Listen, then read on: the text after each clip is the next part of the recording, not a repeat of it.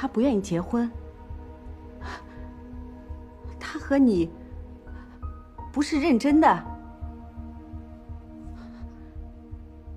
他不会有老婆吧？哎呀妈呀，你就别猜了，吃蛋糕了。哎，不行，你必须把他带来给我看看。这件事儿我必须当面问清楚。你能不能不要再一直逼我呀？谁逼你了啊？我想见见我未来的女婿，我有错吗？不让见，说明他心里有鬼。他要真是那种不靠谱的人，我绝对不会同意你们在一起的。他答应我说他会解决的。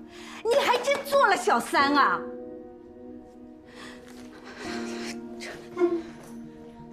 妈，你干嘛呀，妈？你要不分手，就别再给我打电话。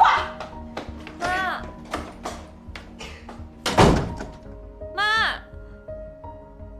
我不该逼他，是我撞死他，我后悔啊！阿姨，您别这么激动，你冷静点。我不该逼他。阿姨，你要相信我们一定能找到凶手。你好，警官，有什么可以帮到你的？这个张雨晨在你们这工作多久了？雨晨2年了，都是我带他，成长挺快的。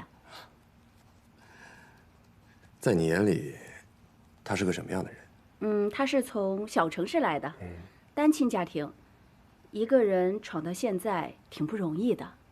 哎，对了，3个月前他辞职跟您说过原因吗？说过，他说呀，想去外地读一个在职研究生。空姐嘛，吃青春饭的，他能有这样的想法，我也挺替他开心的。他辞职之后就再也没跟你们联系过？大家都不在一起工作了，肯定是越走越远的。毕竟他很讨厌社交，我们不去打扰他，应该是他最舒服的状态了。她有男朋友吗？他只跟我一个人说过，让我替他保密的。为什么呢？那男的是一个名人。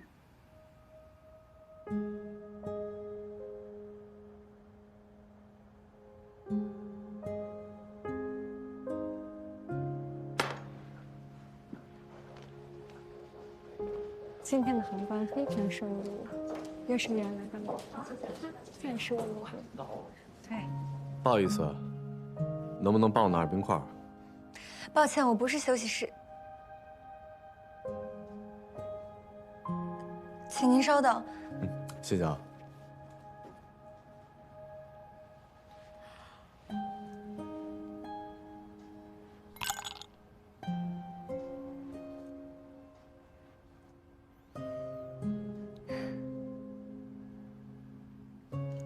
谢谢。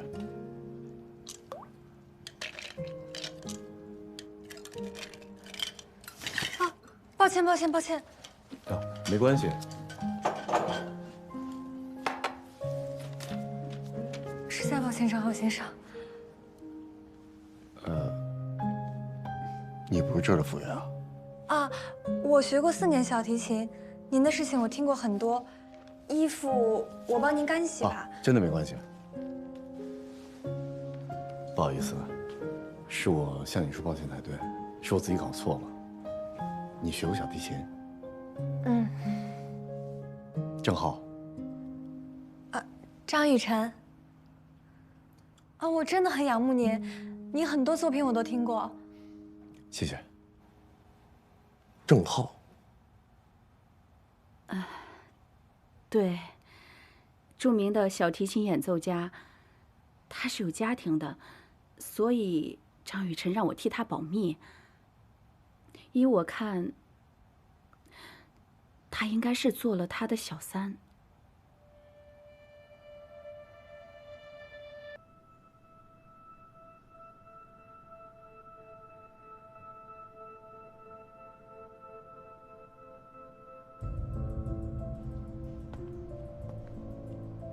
张雨晨遇害前2天一直在联系郑浩，问他事情办得怎么样。他在催郑浩离婚。那是不是张雨晨把他问烦了，他杀人了？不好说。但目前所有的证据都指向了郑浩。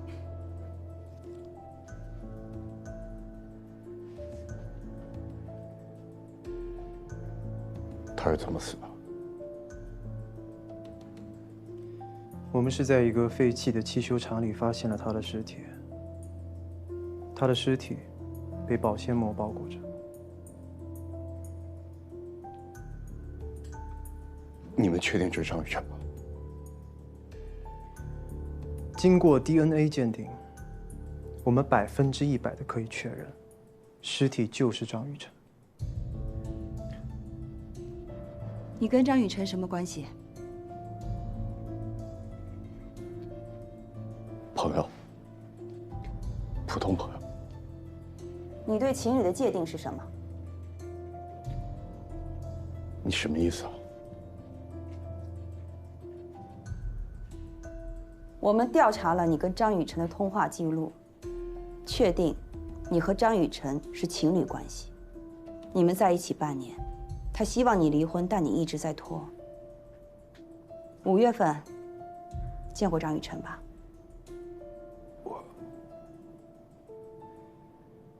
我不记得了。我最恨这种在外面养小三的男人，尤其这种斯文败类，对吧，安然？就是啊，这种衣冠禽兽藏着掖着最恐怖了。依我看呀，这个郑浩就是凶手。你看，张雨晨的母亲反对他俩的情事，那张雨晨压力肯定很大啊。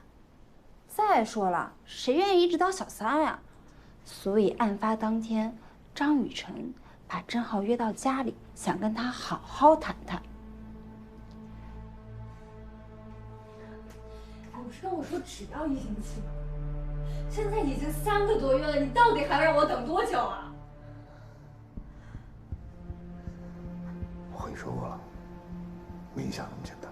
这是你的事情，我们已经说好了，我辞职，你离婚，我们换一个城市重新开始。现在我已经辞职1个多月了，我跟过去一刀两断。你呢？你要做什么了？别逼我！我逼你怎么了？别逼我！我说了，别逼我！啊！那天晚上，他们俩肯定狠狠地吵了一架，郑浩就失手掐死了张雨晨。装！你再给我装！哎，雨晨，哎，雨晨，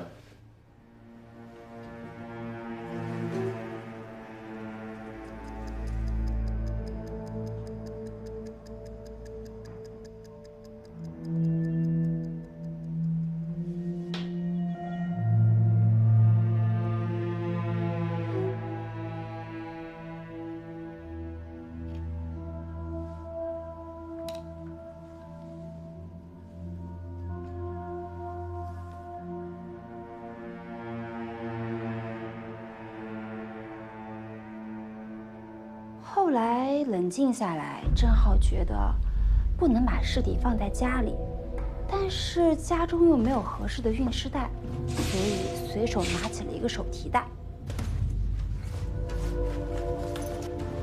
但是那个时候尸体已经发生了尸僵，塞不进手提袋里。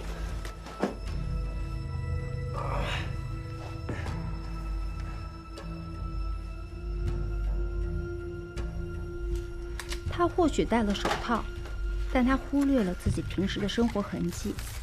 之后，他就拿薄膜把尸体包裹住，再塞进袋子里。最后，他拿走了死者的财物，造成入室抢劫的假象。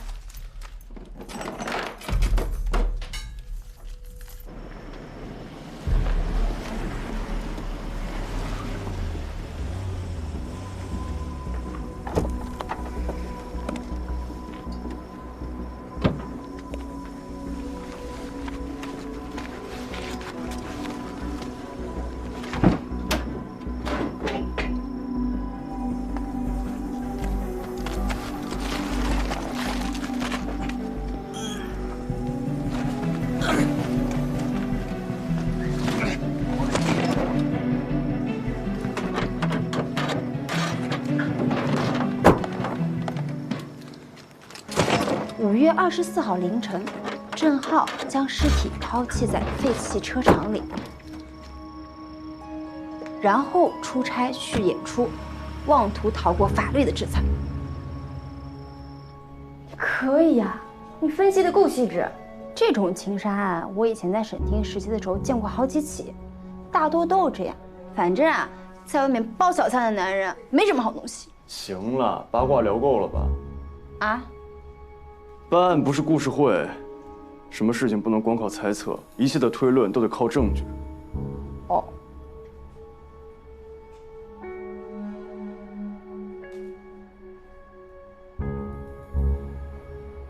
郑浩，现在全部的物证都指向了你，你应该相当清楚吧？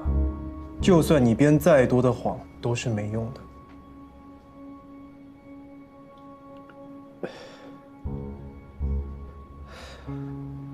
5月23日当天，你见过张雨晨吧？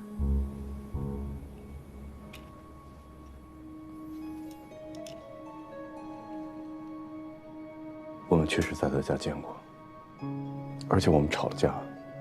我们说彼此要冷静冷静。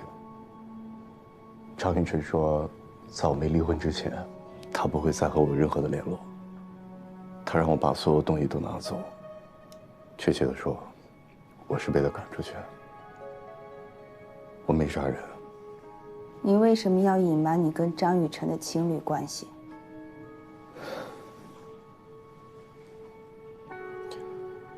我是一个有社会身份的人，这种事情，我肯定在第一时间否认。你的白色衬衫为什么会出现在他家的洗衣机里？我不知道。电话线上有你的指纹，这又为什么？这些我真的不知道，我可以对天发誓。我爱雨晨，我怎么可能去伤害他呢？我看你平时的婚外情人可真不少。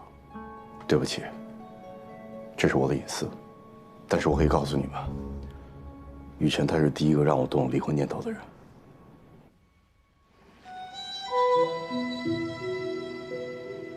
我和张雨晨是在旅途中认识的，他知道我是谁，而且他也喜欢小提琴。我不知道他会这么崇拜我。12岁的时候，我第一次看你演出，从那个时候开始，我就觉得你是我一个遥不可及的梦。现在，我觉得我的梦用另外一种方式实现了，我不会后悔。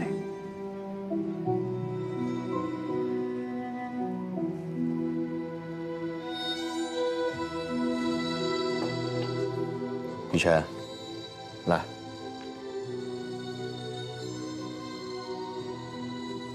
你想好了？嗯。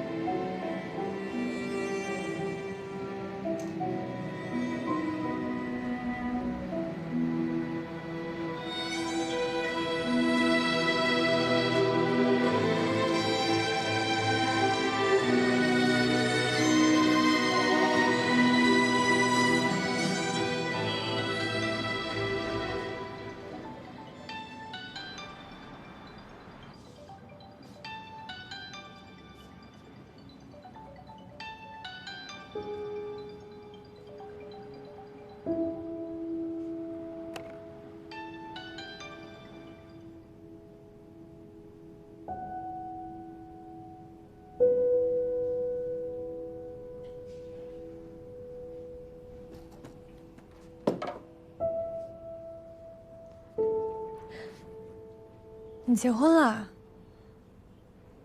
我现在算什么呢？小三、情人，还是一夜情对象啊？雨辰，不是你想的那样，只是我现在我不知道怎么跟你解释才好。对不起，我不是这种人。我们以后不会再见面了，是吗？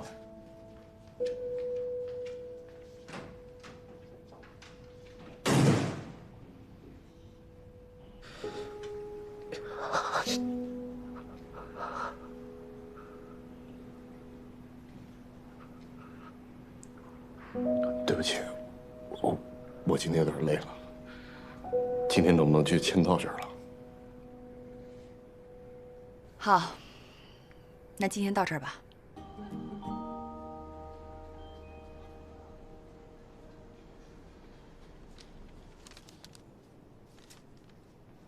我们查了你的资料，您已经有1年多没有上台演出了。对，为什么？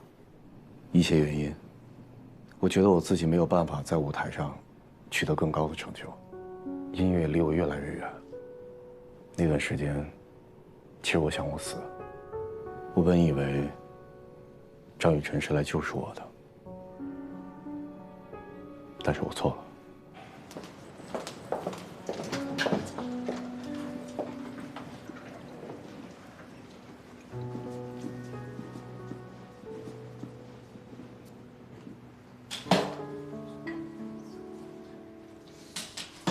哎，那不是头等舱的郑浩先生吗？这都马上要登机了，你跟他那么熟，你去把他叫醒吧。快去了。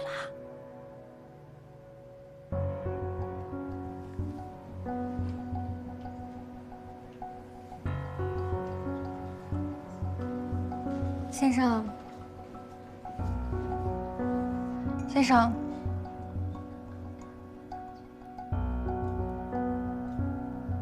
最终，先生，我还是选择面对死亡。我服下了很多的安眠药。快叫救护车！郑浩，郑浩，郑浩。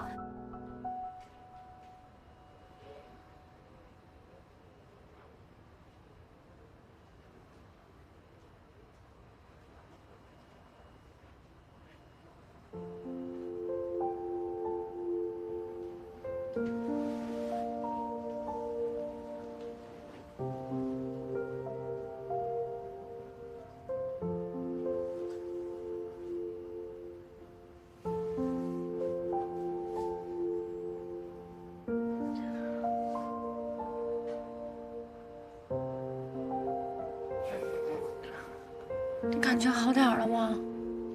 都还是有点疼，不过有你在，我心里舒服多了。医生说你吃了过量的安眠药，你……雨辰，我试过，可是我发现我离不开你。那你就来找我，来告诉我为什么要用这么傻的方法，为什么一定要走这条路？你没有资格。我是一个有妇之夫，你的家人是不会同意你和我在一起的。可你离不开你妻子。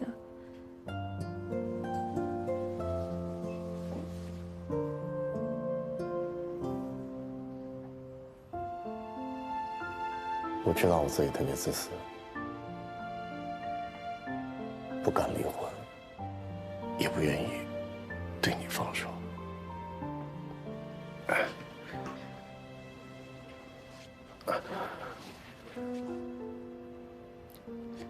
你知道吗？我的婚姻就像是一桩生意，如果我离婚了，我的事业就全毁了。你还爱他吗？爱。如果这种生活算是爱的话，那人生该有多绝望？雨辰，我之所以变成今天这个样子，完全是因为他。你听说过开放式婚姻吗？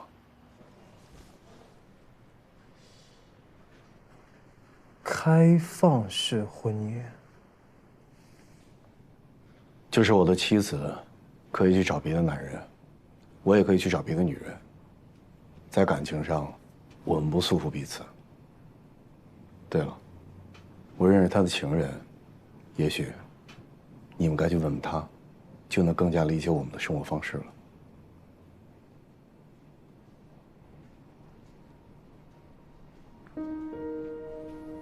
开放式婚姻，什么鬼啊？这不罕见啊，很多人都会组成临时夫妻，这就叫开放式婚姻。我不明白，婚姻意味着束缚，开放意味着自由，这两者是矛盾的呀。一个合伙公司的员工，他们的共同目的都是给公司赚钱，但他们都有找乐子的权利。这种夫妻关系呢，就很像开公司，他们为了更高的共同利益。你怎么会那么懂？一个好的警察必须得是一个出色的社会学家。所以你们是赞同开放式婚姻了？当然不。所以我们在这里讨论开放式婚姻，跟郑浩有没有犯罪有什么关系吗？开放式婚姻的重点呢是白头偕老的目标。就比如说，你坐一辆火车，你可以选择在中途下车休息，但只要一旦发车，你就必须再回到车上。问题是，如果其中一方选择留在了风景区，没有上车的话，那另外一方就会感到极度的愤怒还有痛苦。灵魂背叛要比出轨还有婚外情更让人绝望。所以你的意思是，如果他妻子知道郑浩是为了张雨晨和他离婚，她的丈夫完完全全爱上了另外一个女人，那么他妻子是不是就有杀人动机了？你妻子知道张雨晨吗？不知道，我没和他提过雨晨。他难道就没有好奇问过你离婚的理由吗？我只是告诉他，我想改变一种生活状态，我想要过正常的生活。可无论什么理由，他都不同意。张雨晨也无法接受你的婚姻状态吧？对，一开始是这样。开放式婚姻就是结婚后各自保持情感自由的生活方式。这个是他提出来的，也是他想要的生活。我一直都在努力的配合他，可是我每次见到他和别的男人在一起的时候，我就会报复性的去和另外一个女人在一起。我知道我这么做是不对的，但是如果这么做的话，我恐怕活不下去。你爱他？我承认，我曾经爱过他，可是现在只剩下了麻木。我就像一具火热的尸体一样。所以你之前说你因为音乐才四处留情是假的？我怎么可能把我人生中最痛的伤疤揭开，给别人看呢？那你揭给我看是为什么？因为我爱上你了。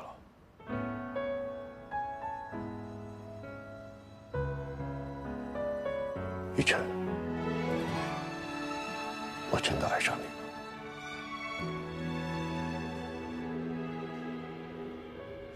哎，这个不是经常坐我们航班的郑先生吗？我就说怎么这么脸熟？哦，原来他是罗琦的老公。原来他们都隐婚10年了，这又是女强男弱的一对儿啊！是啊，他是著名小提琴家，得过很多金奖，很厉害的。哎，你是不是也学过小提琴吧？嗯，音乐老师跟我说过，他8岁就登台表演了，是音乐神童，而且合川县没有出过什么人才，在小提琴领域，他就是神一样的存在。哇，好羡慕啊！难怪一个小提琴王子，一个时尚女王，他们真的好般配啊！是啊，你看他们俩这眼神，好有爱，对不对？对呀，男的帅，女的美，好羡慕身材啊！对呀，不愧是时尚女博主。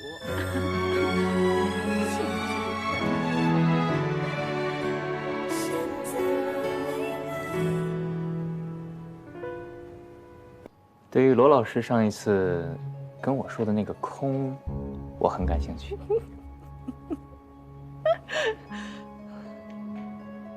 回来啦。对，回来了。那我就要上来你。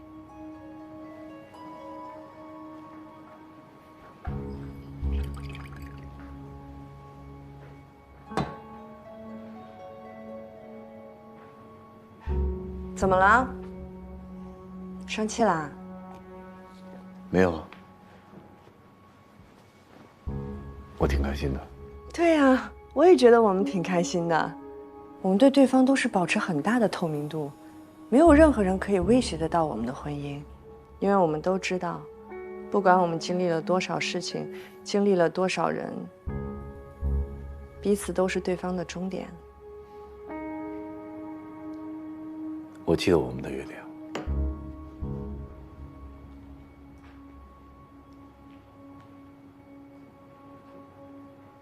我们都不是保守的人，我们怎么可能一辈子只对一个人心动呢？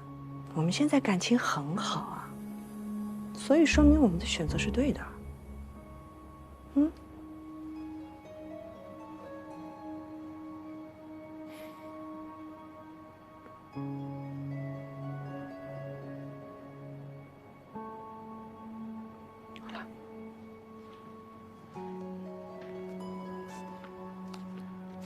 玩得开心。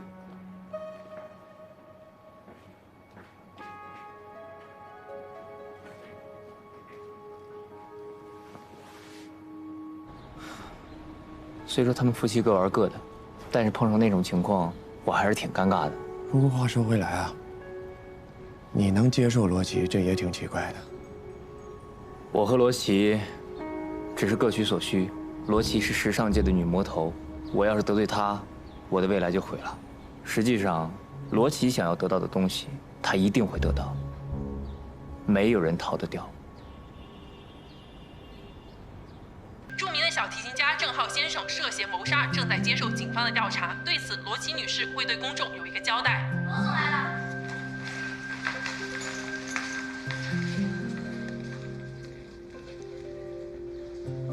对于张小姐的不幸，同为女性的我，觉得非常的悲痛。但是作为一名妻子，我也绝对相信我的丈夫不是杀人犯。希望警察可以早日找到真凶，释放我的丈夫。就这样。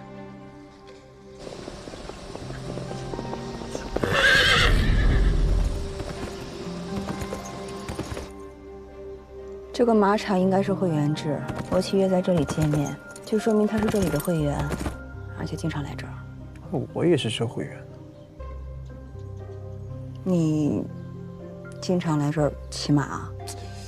也不经常吧。我跟你说，我爸跟着老板特熟。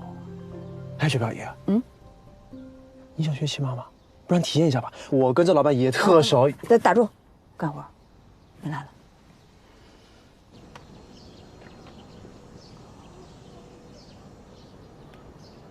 罗小姐，这是您要的西瓜汁，请慢用。请问还需要别的吗？不需要了。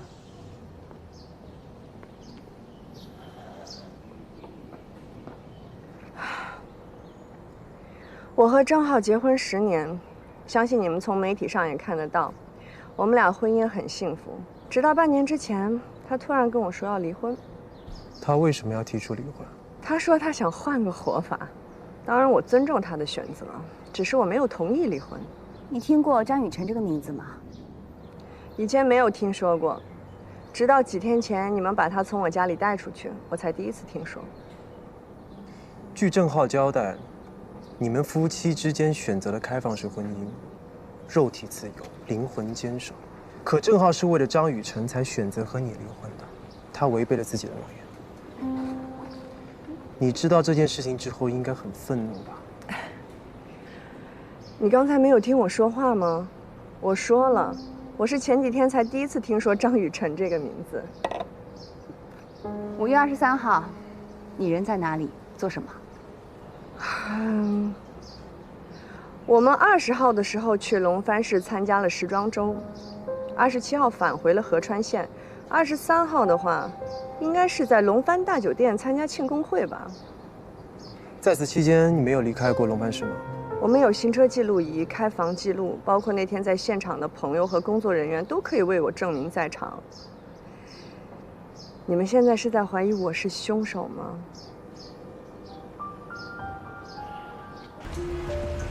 哎，这个没问题啊，现在网上你们特别重视关注这个话题，能给网上有关注吗？我们网上你特别重视关注这个话题。赶紧走！是你杀了张雨晨吗？回答一下我们的问题，能给你答复吗？回去吧。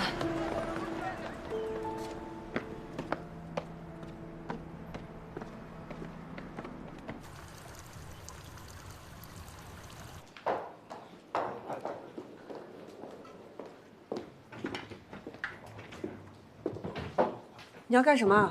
你要离开我吗？我早就应该离开这儿了。我知道你很难过，但是人不应该在难过的时候做任何决定。如果你早点同意离婚，我跟雨辰就能离开这儿，他也许就不会死。郑浩，你疯了吗你？你知道我性格的，你要今天从这个家离开，你永远都别再回来了。你放心，我不会再回来的。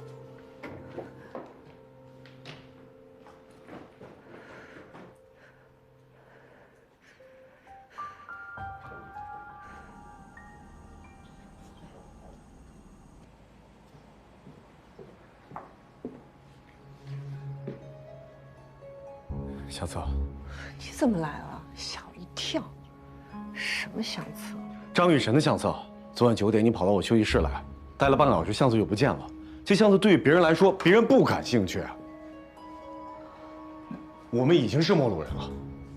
我希望你不要毁掉我们仅存的美好回忆。美好回忆。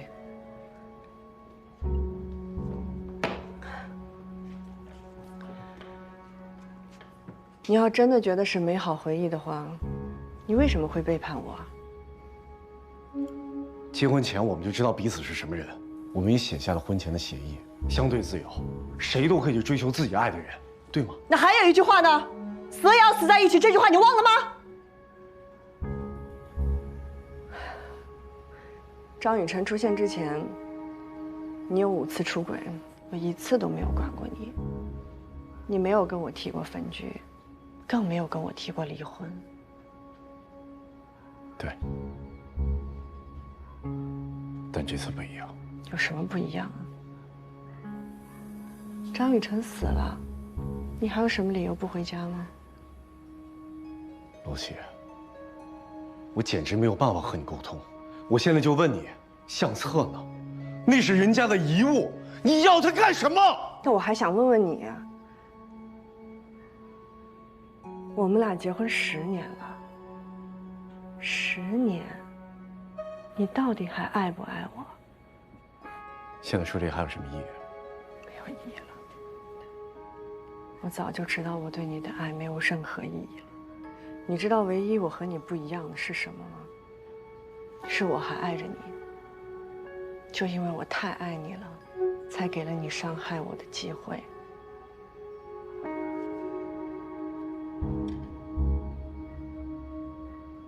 相册是在我这儿。但是我不会给你的，因为我把它烧了。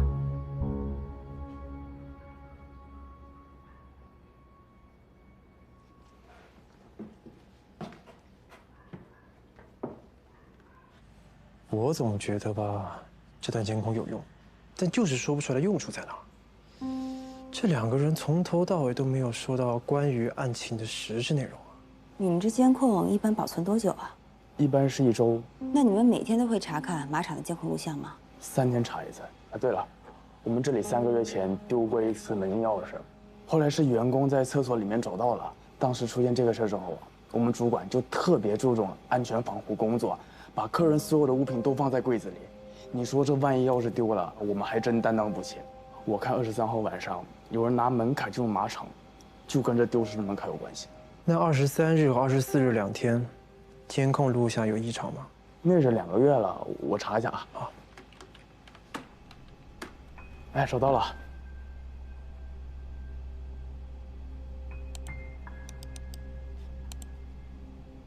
5月23号没有什么异常。等等，这监控时间是从凌晨开始的，之前的呢？哎，奇怪了，你这个硬盘是新的吗？不是，我们之前都没有换过硬盘的，这跟我们之前那不一样。你好，这是你们要的客户资料。谢谢啊，不客气。走吧，我们去找李队还有林涛他们吧。慢一点儿。客人记录，罗琦之前都是1到2周来一次，可7月份之后却变成了1周来1到2次。可能要让彪哥和环环来一趟，今天事情没有那么简单。你们这什么意思啊？我们是怀疑马场很有可能是第一命案现场。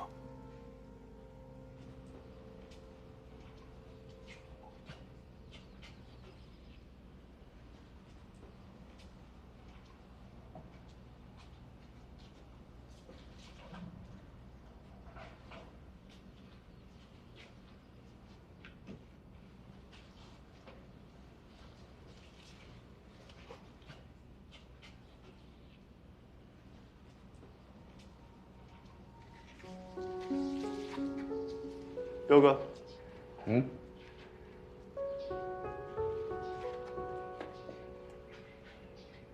这个绿植应该是被人为移动过，对方的目的就是为了遮掩这个权益。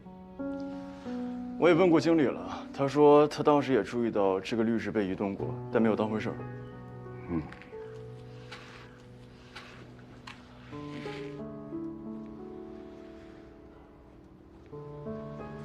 这高度和这力度，的确只有沈丽这种练过拳的人才能办得到。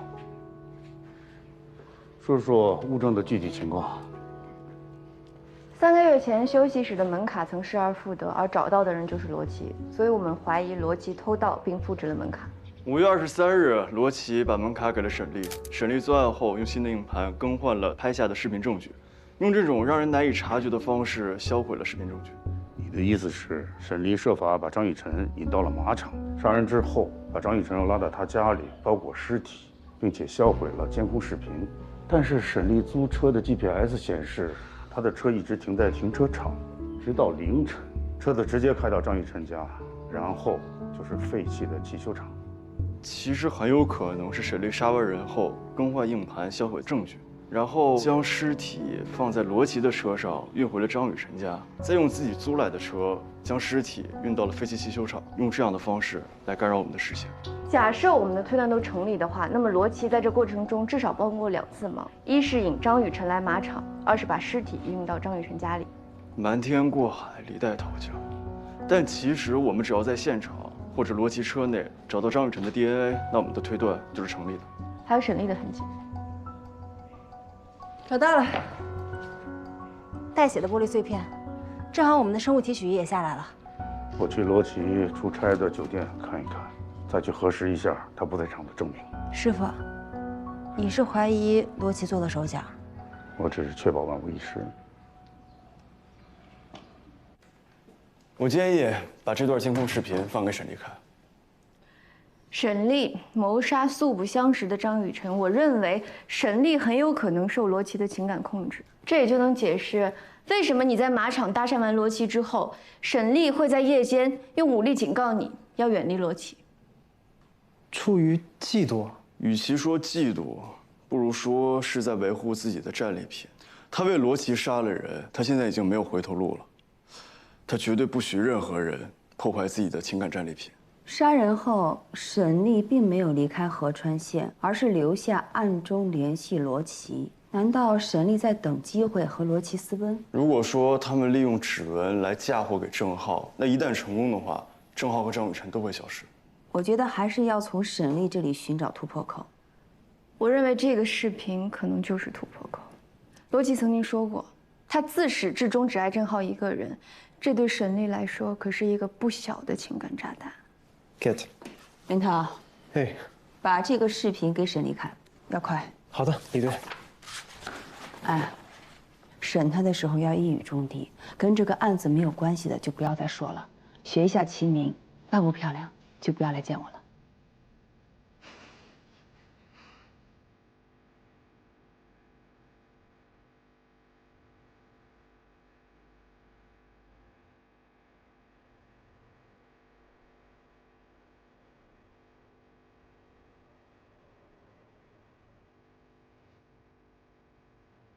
警官，您看了我已经5分钟了，有什么想问的您问呐。我现在很平静，我希望你接下来也能够保持平静。我很平静，我都说了不是我干的。不是你们还想刑讯逼供啊？我跟你们讲，现在是法治社会，是网络时代。今天我来是给你看一个视频。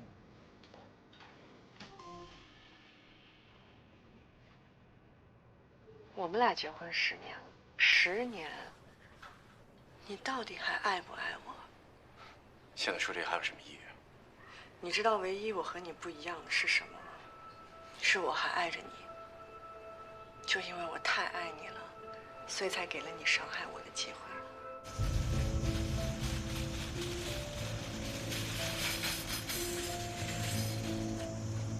我们酒店的餐车都在这儿了。好，谢谢2位，不客气。师傅，嗯，你在想什么呢？我在想，罗琦住在酒店16层，当晚他没离开过酒店，监控显示只有餐车进出过他的房间。如果他想瞒天过海逃离酒店，伪造不在场的证据，他只能在餐车上做手脚。一旦他对餐车做了手脚，就会留下指纹、毛发和其他的 DNA 证据。但是师傅，这些餐车已经被很多人用过无数次了，数据量太大了，怎么找啊？我们要把每辆餐车都标号，提取物证带回技术科，和罗琦的数据一一做比对。哦，对了，我提醒你们一下啊，一定要做到准确无误，不能有半点纰漏，否则我们得重新返工，懂吗？开始吧。好。但是有个问题啊，师傅，你说他这个餐车也没法藏人啊。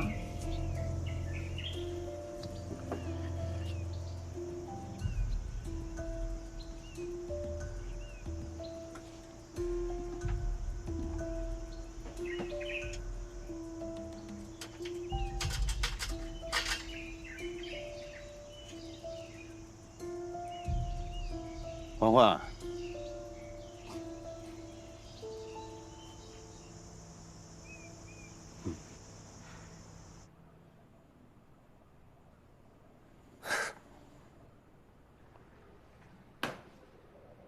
怎么样？看完之后你还能平静吗？你为罗琦这么做，到底值不值？他为什么要骗我？你们说他为什么要骗我？你是没看见，是没听见啊？他根本就不爱你，他在利用你。不可能！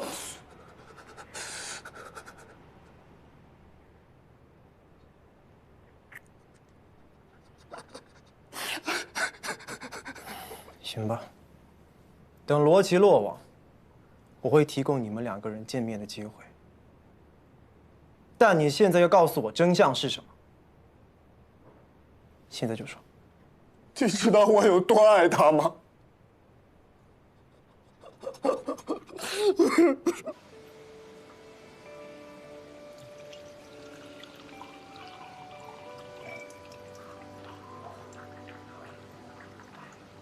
谢谢。来点吗？哎。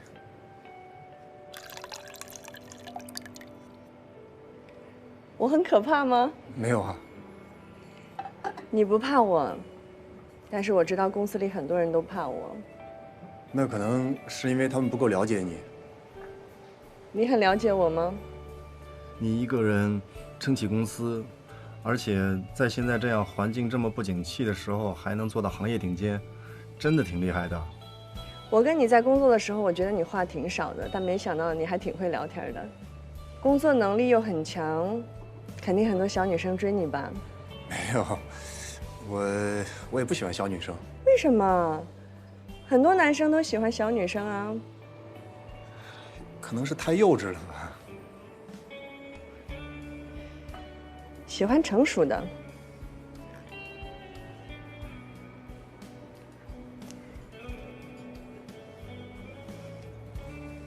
你喜欢我吗？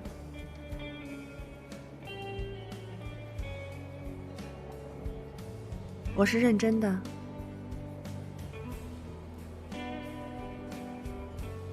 我其实早就认识你了，但是你不认识我。我上高中的时候，在杂志上面看过你的报道，就挺喜欢的。后来我就会特意的搜集你的照片啊、视频啊，存在电脑里面，所以我才到咱们公司来应聘。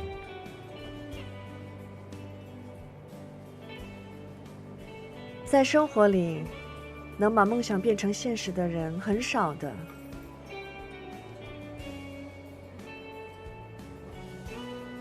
我就想做那种人。那祝贺你追星成功了。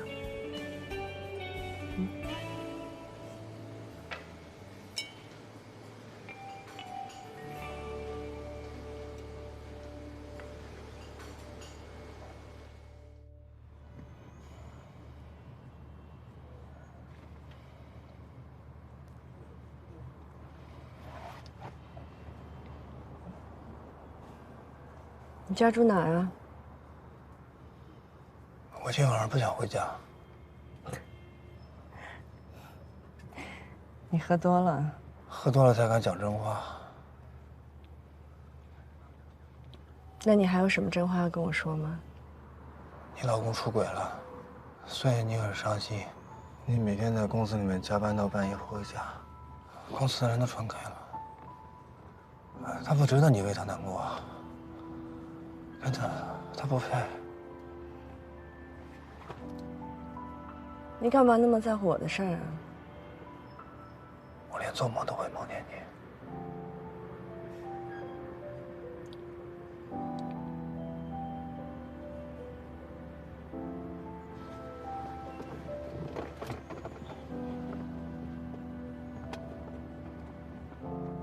你们永远都无法体会罗琦第一次亲我的那种感受，那种眩晕感。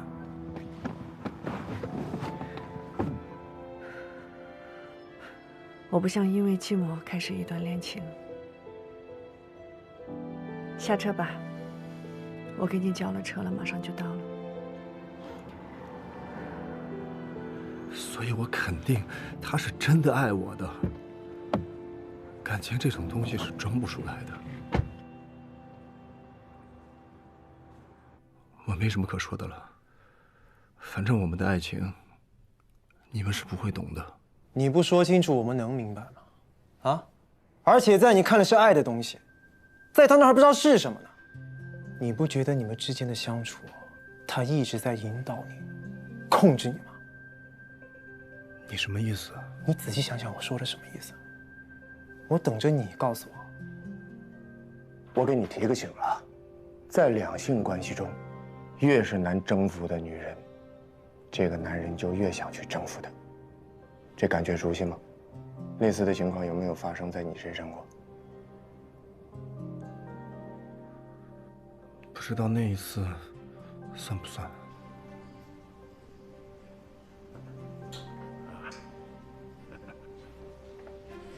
那好啊，陈总，等你从法国回来之后，咱们再聚吧。好嘞，一切顺利啊！走了走了。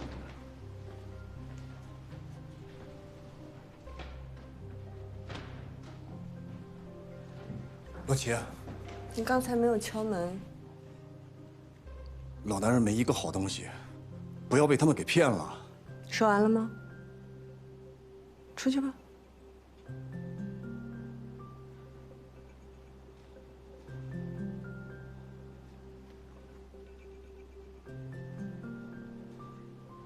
今天晚上6点，马克西姆餐厅。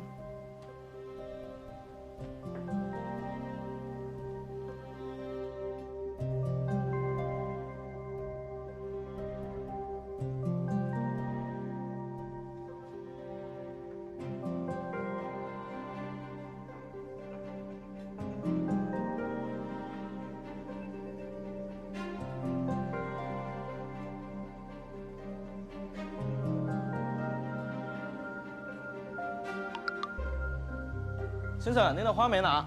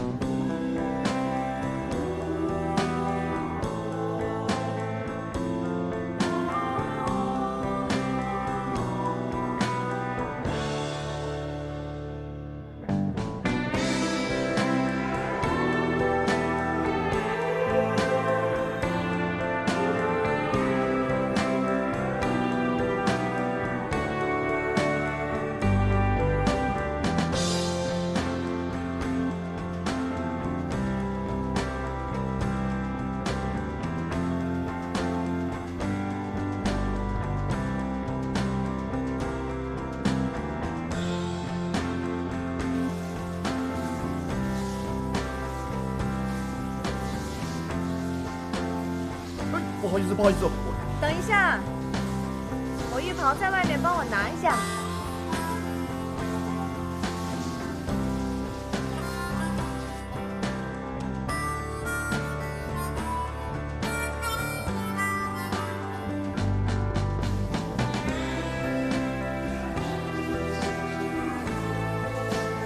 哎，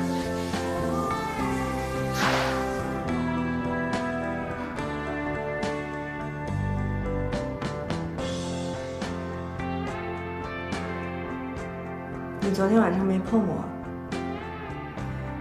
你是个好男生。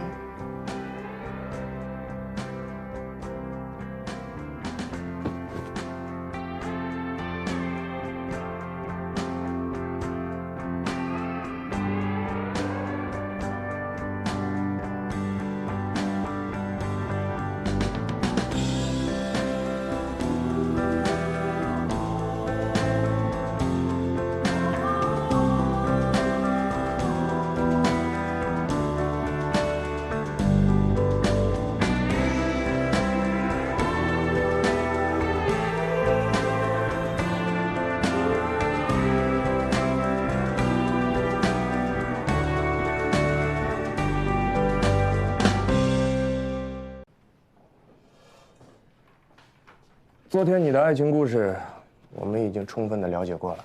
我想，你和罗琦的欢乐时光很短暂吧？毕竟他是有家室的人啊。你们这些俗人是不会懂我们的爱情的，这很正常。如果你们一直相处融洽，那你为什么要偷偷的躲起来，准备暗中保护罗琦？我同事可是被你狠狠的揍累的。他也拿喷雾教训了我，他不吃亏。我们去过 AG 集团，询问过那里的员工，他们说，在你离职之前，你和罗琦的关系闹得很僵。那些三八嘴真碎。再讲个故事吧，为什么罗琦对你的态度发生180度的大转变啊？就是猜忌我呗，小心眼儿，女人不都这样吗？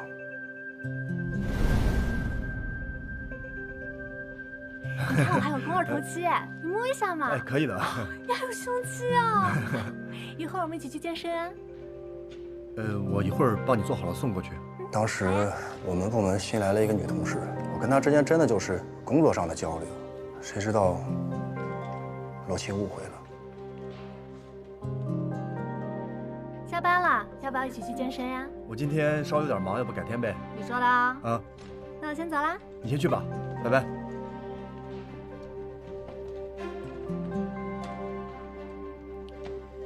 还是年轻人有活力啊！这么快就找到了去健身房的好朋友了。不是你误会了，就是新同事他刚来就随便聊两句。你不是跟我说你不喜欢小女生吗？但我今天觉得你跟小女生很般配。罗琦啊，哎，罗琦，真不是你想的那样，你还不了解我吗？罗琦啊，手放开。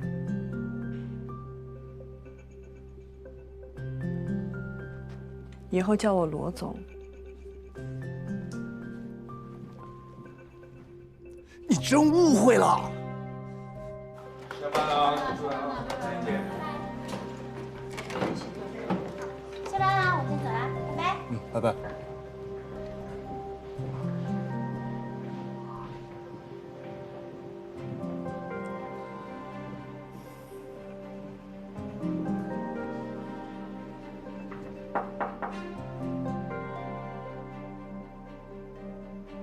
她就是那种女人，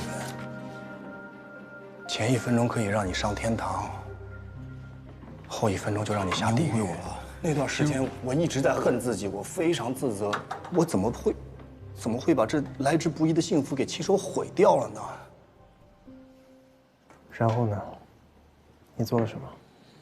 为了弥补我的错误，我什么都愿意去做。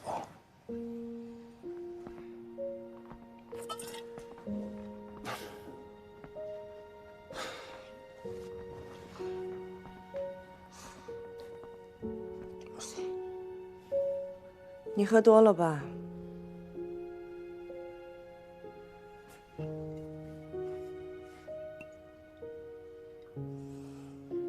别喝了，你知道我有多难吗？在公司里面，我不敢太明显，我怕造成绯闻影响你，我更不敢去你家了，我怕你老公为难你。那我该怎么办？老七，你告诉我该怎么办？你不理我，我觉得我的整个世界都塌了。我跟你说过了，我讨厌背叛的男人。我没有。离开我吧。不要。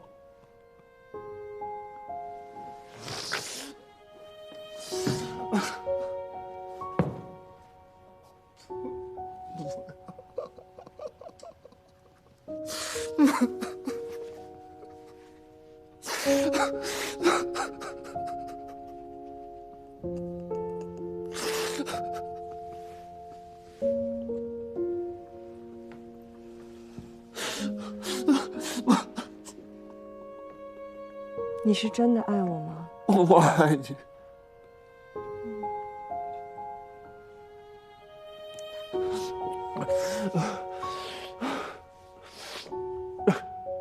如果真的爱一个人，是会愿意为对方做任何事情的。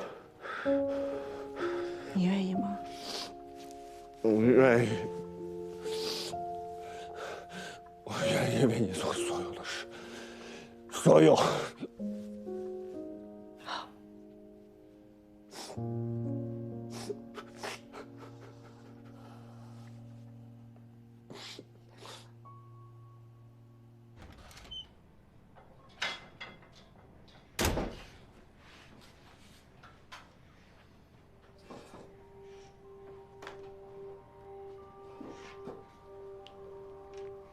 沈丽，我们又见面了。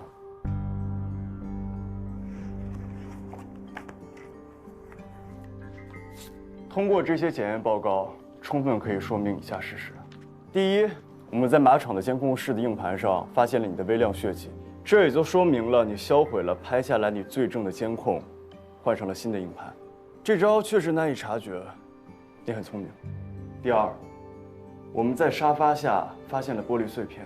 从这些玻璃上检测到了张雨晨还有罗琦的血迹，这就说明了张雨晨在反抗嫌疑人攻击的时候，不小心被玻璃碎片划破了手指，同时嫌疑人也被玻璃碎片划伤了皮肤。嫌疑人也很聪明，将这些玻璃碎片都给扔了，可惜还是遗漏了沙发下面的碎片。第三点，也就是罗琦所谓的不在场证明，我的同事开验了大量检材。最终在12辆餐车内发现了证据。你好，女士，你的餐到了，进来吧。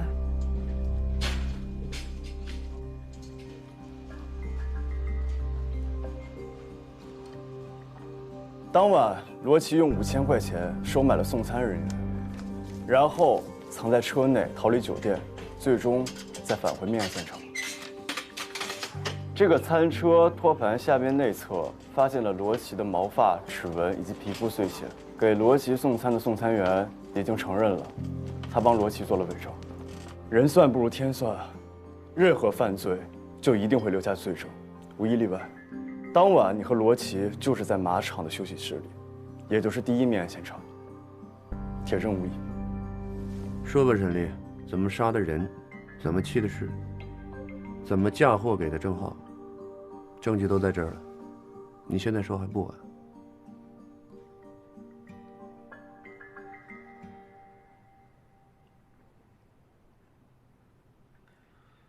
那天晚上张雨晨断气以后，罗琦让我弃尸。为了摆脱我跟罗琦的嫌疑，我用不同的车辆分段弃尸来迷惑你们。我先是用罗琦的车把尸体拉到了张雨晨的家里，然后包裹好尸体。再用我租来的车把尸体抛弃到了汽修厂。我不得不说，你挺聪明的。你这招确实让我琢磨了很久，但是最后，车里的证物出卖了你。为罗琦这么做，值吗？我也想过这个问题。罗琦承诺过我，杀了张雨晨以后，他就跟我一起远走高飞。可是我知道，只要郑浩在，罗琦肯定不会信守诺言，她很爱她老公，我一直都知道。但是我没有退路了，我杀了人，我替他杀了人，所以我必须用这件事情借机除掉郑浩。我必须要让罗琦断了念想。那天晚上，我从后门扛着尸体上楼，我拿有郑浩指纹的电话线绑住了尸体的双手，然后想把尸体装到袋子里。但是我没有想到，人死了以后会变得很硬，我怎么弄也弄不进去，所以我就地取材，用塑料膜把尸体包裹起来。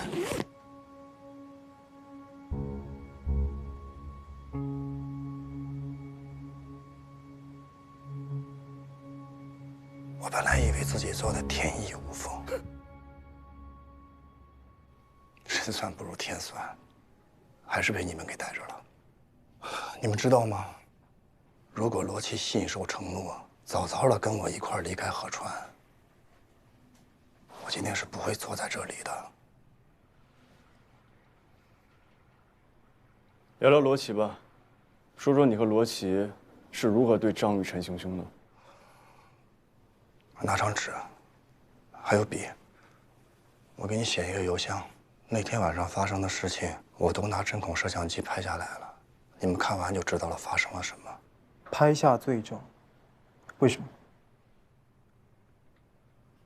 我爱罗琦，但我又不是个傻子，我当然要留下证据了。我要用这件事情，让他一辈子都离不开我。这是我们两个人的地狱。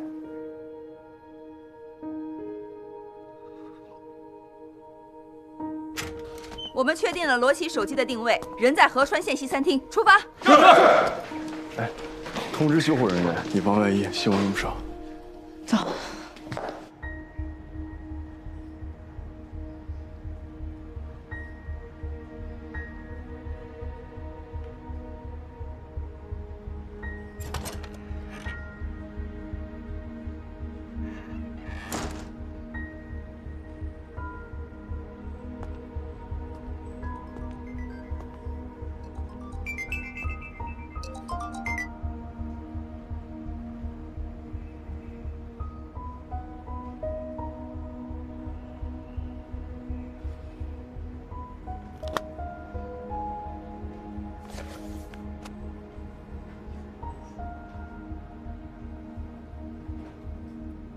那时候的我比张雨晨更美吧？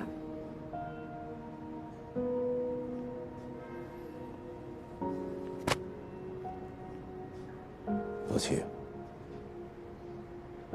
你这又何必呢？我就是想提醒你，我们年轻的时候也很恩爱。你就不能放过你自己，也放过我吗？我这不约你来吃散伙饭了吗？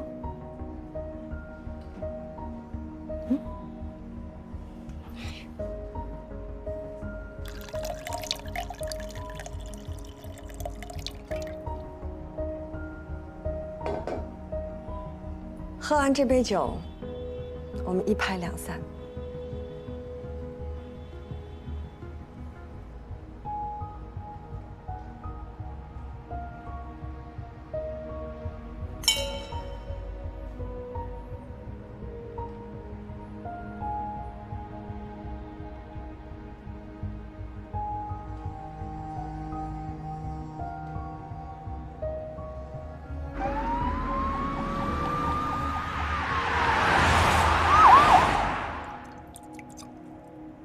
说实话，我们从来都没有骗过对方，是有过那么几个情人，但是都会跟彼此分享，直到这个叫张雨晨的人出现，他威胁到了我们的婚姻。郑浩啊，我太了解你了，你真正爱一个人的时候，你全身都会发光，这种光是藏不住的。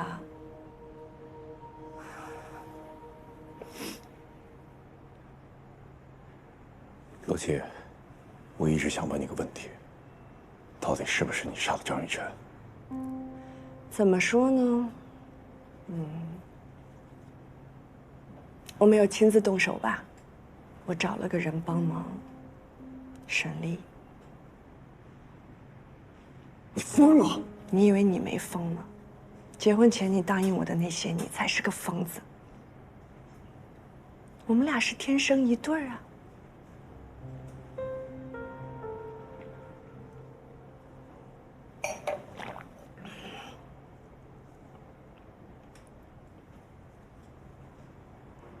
反正我们以后也不会再见面了。我好久都没有听你给我拉小提琴了，小提琴已经给你准备好了，你就拉一首我最喜欢的《爱的忧伤》。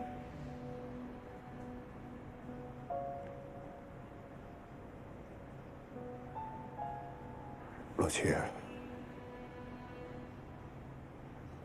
我的手已经废了，我已经很久没有碰过小提琴了。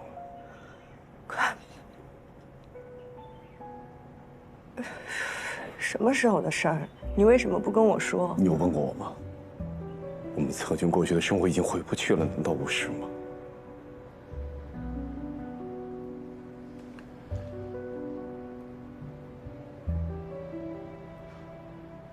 洛奇，你知道我为什么会爱上张雨晨吗？因为雨晨的很像我刚认识的时候的你，可是你现在变了，我也变了，我们都不是原来那个自己了。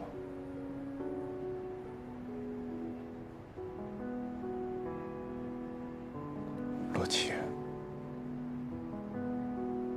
我爱你了。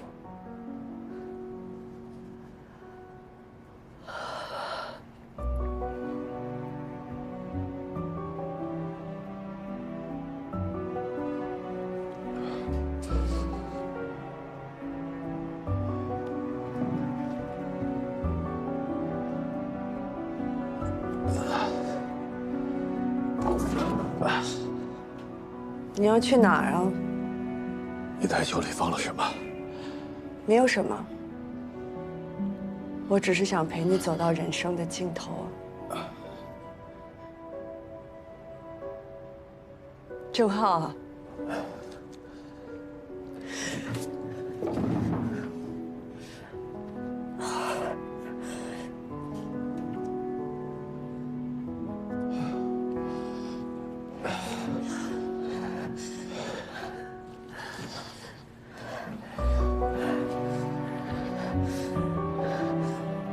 我们结婚的时候发过誓的，谁也不能离开对方。你不爱我了，但是我还爱你。你放开我！放开我！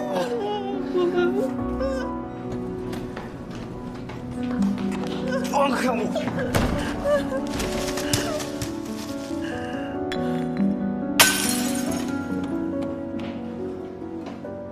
叫救护车！是。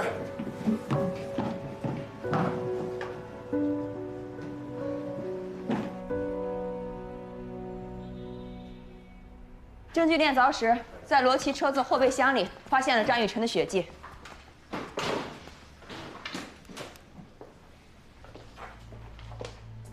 坐。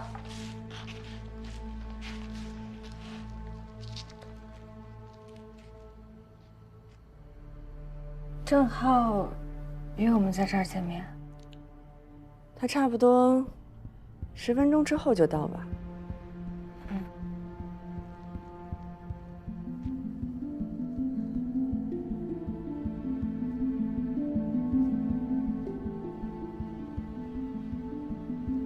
姐姐，对不起，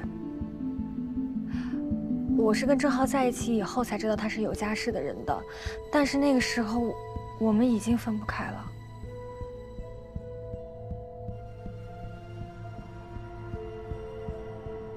也不能完全是你的错了。就算你不出现，我们2个人的婚姻也走不了多久了。自己的老公，肉体和灵魂双重出轨，是个女人都接受不了的。与其这样痛苦下去，倒还不如成全你们呢。谢谢姐姐，郑浩说了他会净身出户的。我知道这对你来说可能算不上什么安慰，但是我们真的都很想尽力补偿给你。对，你们真是一对有良心的人啊！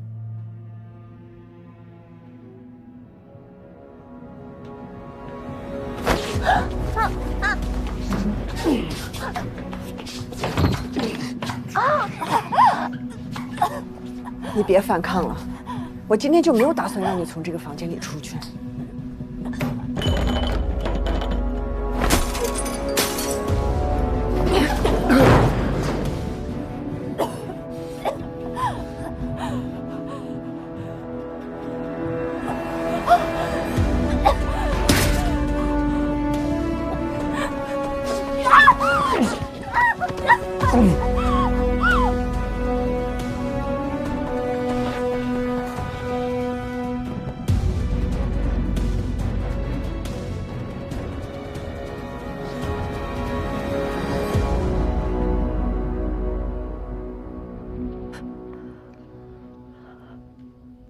你去处理一下伤口，剩下的交给我。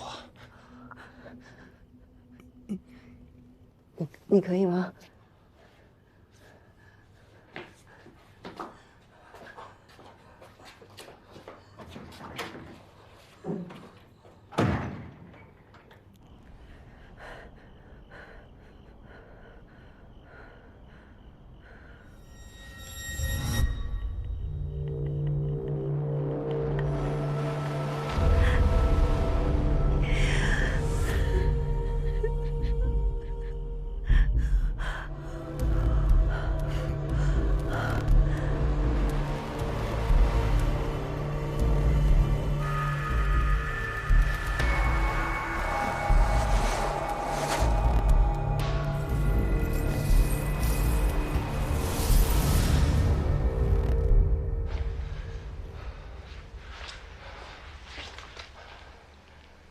原来是罗琦把张雨晨引到了马场。从张雨晨的通话记录上来看，并没有发现罗琦的电话号码，所以有可能是罗琦用了郑浩的电话约他出来见面。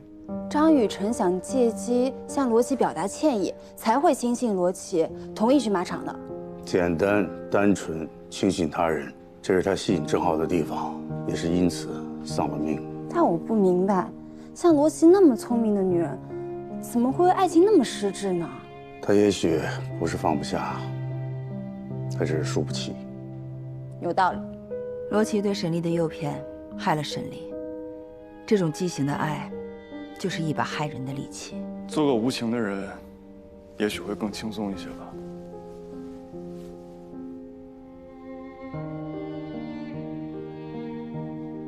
罗琦醒来之后，会得到应有的法律制裁。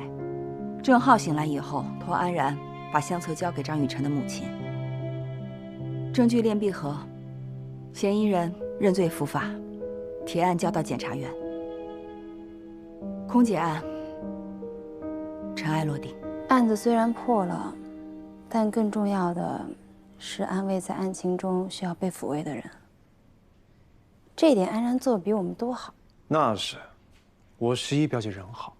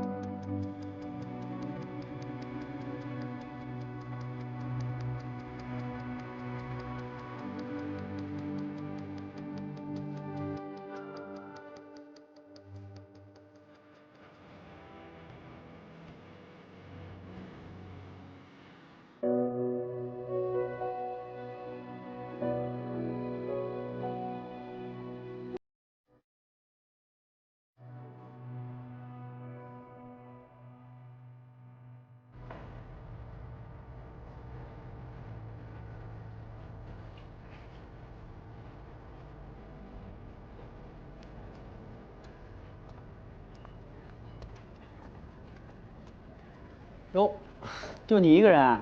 嗯。想吃点什么？哎，哦，对了，嘿嘿，安法医已经嘱咐了，店里有一套你的专用餐具。我有事儿跟你说。你要买这房子啊？嗯。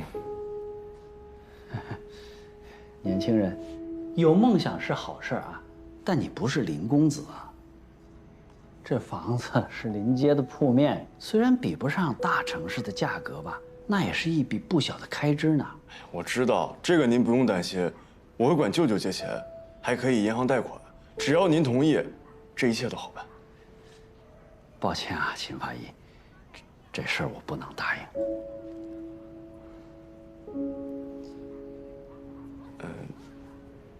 条件任您开。这不是钱的事儿，这家店我已经经营了很久了，房子也很早就买过来了，这都是我的心血呀。对不起啊，我知道我这样确实有点强人所难，但这里对我来说啊，真的是有特殊意义的。真的不行。那要不这样吧，您看，您能不能租我一间？就比如楼上的一间。对不起，我很看重私人空间的，我并没有出租的打算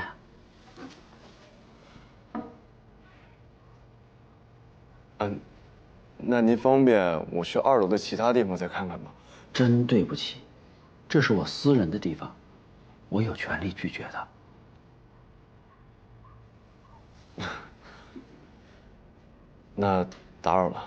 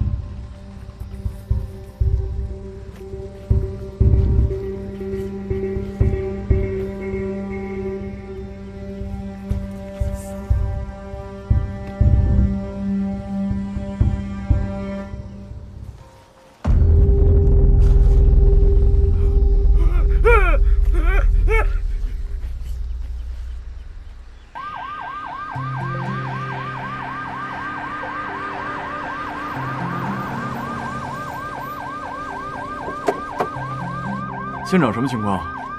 这片区域去年拆过迁，哎呀，由于开发商的原因啊，这光拆了也没建新楼盘，就是面积荒着。报案人是一个拾荒者，这个拾荒者呢想过来捡捡漏，结果捡到就女尸。哎呀，这一个不幸运的人碰到一个更不幸运的人。啊，在哪？尸体什么情况？我推测刚死不久。这不应该由你来下结论，因为很快我就可以推翻你的结论。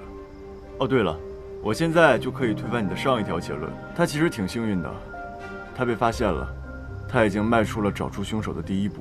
说得对，这就叫天网恢恢，疏而不漏。死者是个年轻女性，看着像个学生，挺可怜的。干活吧。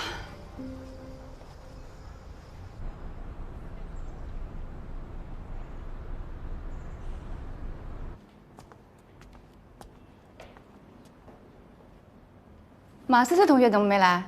王涵，你知道怎么回事吗？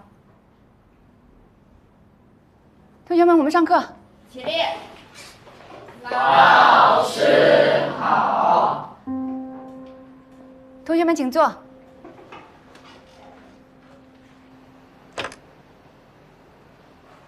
您好，您所拨打的电话已关机。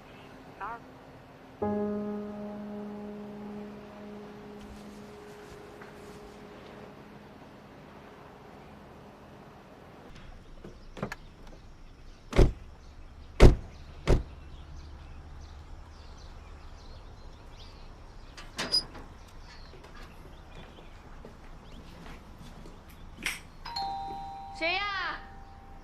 你好，我们是警察。我们现在需要对王涵了解一些情况。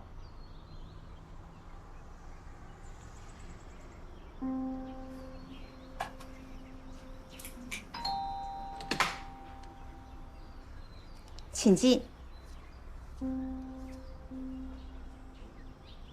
我有个不好的预感，他父母肯定不好对付。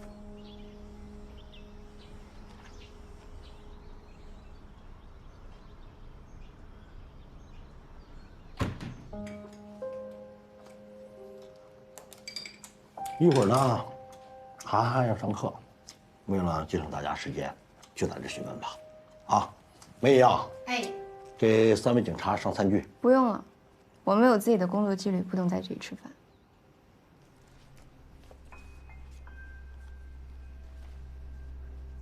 王涵，你昨天跟我们说这件衣服是你周6借给马思思的，但经过我查实，这件衣服是你妈妈在周6晚上8点40分买到手的，而马思思她在周6下午放学回家之后就再也没有出过门，更没有见过你。那么你是怎么把这件衣服借给马思思的？我记错了吧？衣服是周日借的。这种事情记错了也很正常吧？不能算我们汪涵撒谎，总不能记性不好也是扰乱公务吧？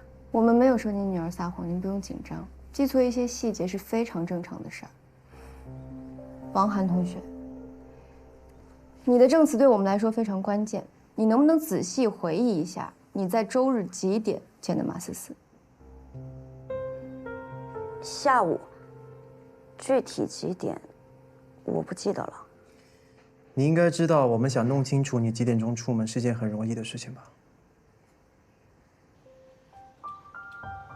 涵涵，你现在在自己家，有爸爸妈妈陪着你，千万别怕，啊，知道什么就说什么。下午5点半左右。是在马思思给你打电话之后吗？嗯。那他在电话里跟你说了什么？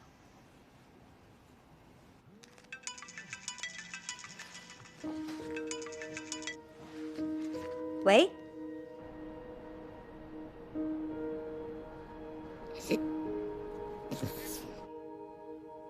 喂，思思，你说话啊！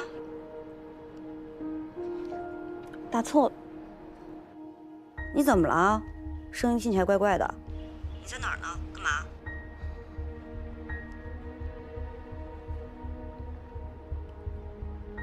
你能来看看我吗？好啊，钱小帅今天没空，我下午没事做，我去找你呗。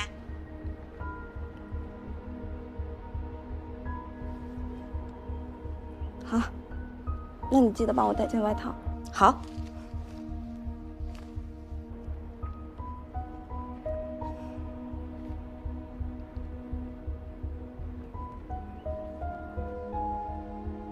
约我见面。你们约在哪里见面？走马湖附近。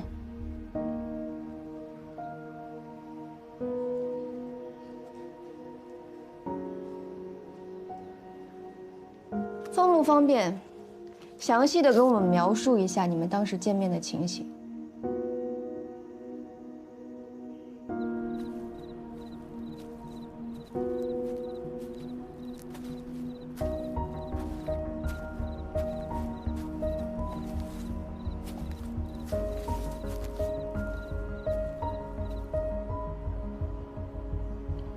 思思，马思思，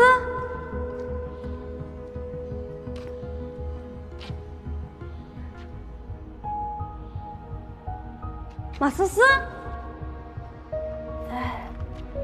思思，你怎么了？你怎么弄成这个样子呀？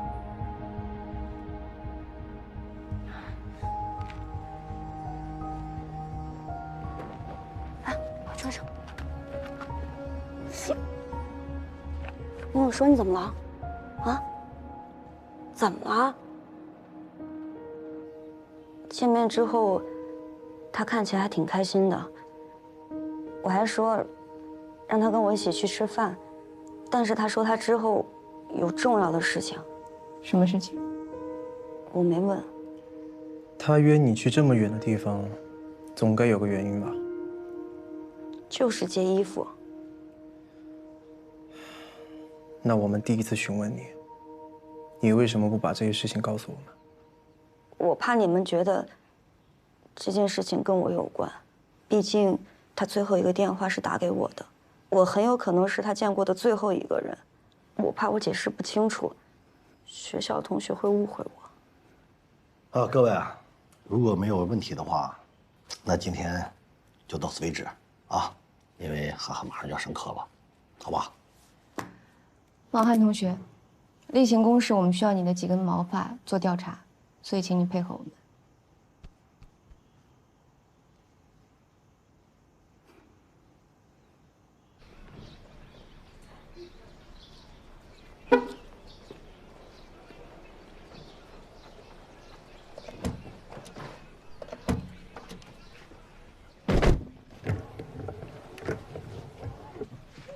哎，干嘛要王涵的头发？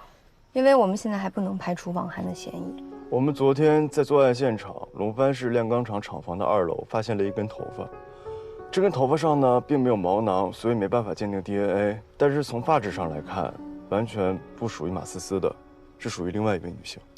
所以你觉得是王涵的头发？经过初步观察，这根头发与王涵的头发极为相似。我才安然想用这2根头发上的化学物质做对比，也就是洗发水或者护发水。如果一样的话，也就能够说明这2根头发出自一个人身上的可能性非常大。先假设王涵在案发当天下午也在那个厂房里，也就是马思思被强奸的地方，那么他极有可能看到了什么？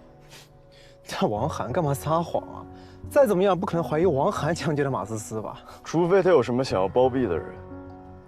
所以我们现在就应该重点排查王涵的社会关系。林涛，你觉得呢？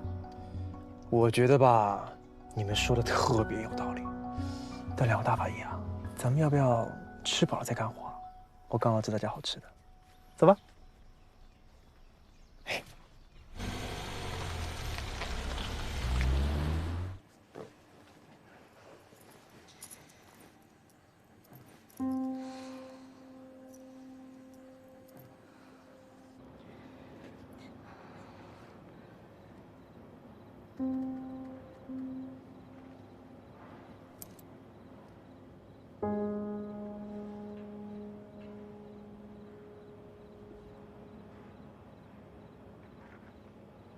钱小帅的东西怎么在这儿？王涵，我不想坐牢。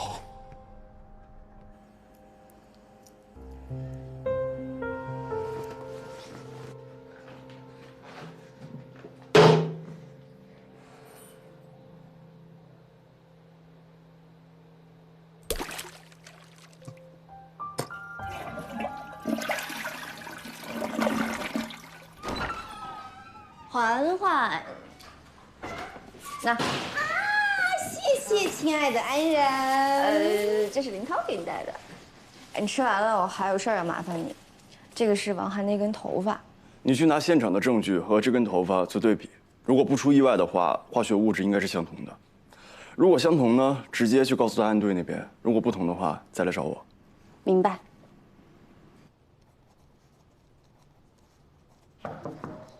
进。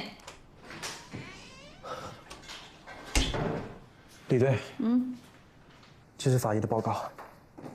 秦明今天早上取得的头发和现场头发上的化学物质一致，基本可以判断，王涵当时在案发现场出现过。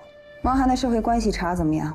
王涵在人际方面的关系其实也挺简单的，基本就是和同班同学打打电话，出来见见面。死者和王涵在人际方面的交集也就这些同学。那么其中有一个人引起了我的注意，钱小帅。这个钱小帅曾经是龙帆6中的学生，后来出国读了预科，最近刚回来不久。王涵近期在社交网络平台上经常会发他们3人之间的合照。据了解，他们3人经常在一起活动。他爸是医院的主任，他妈是银行的分行长，家庭条件确实不错，应该和王涵是一个世界的人，所以他俩凑一块儿不稀奇。那跟这个马思思有什么关系吗？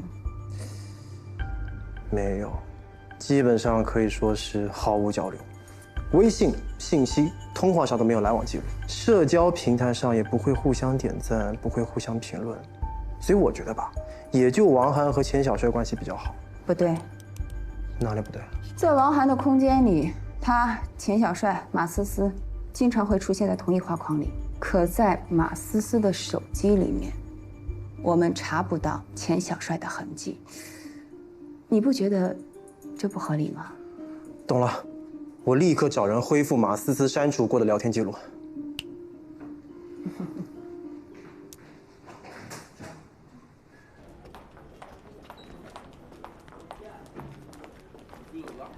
还改学校，这个是一班的王涵吧？公主好像说的就是他。之前他旁边那个女孩好像死了。就是别让他们，我就算这个。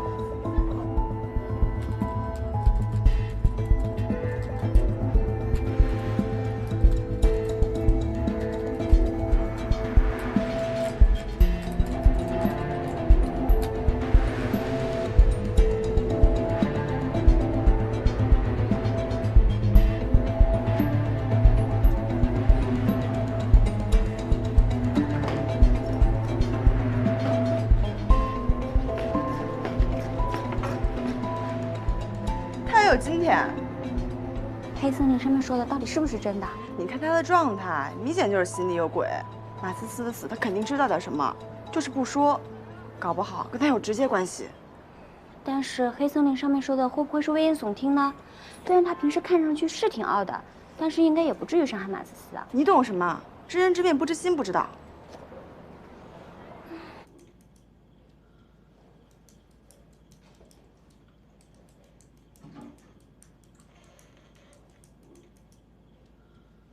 你准备好了吗？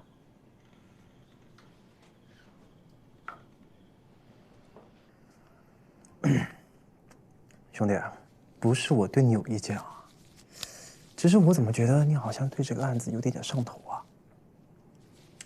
火力全开是好事，但用力过猛，可不见得是好事啊。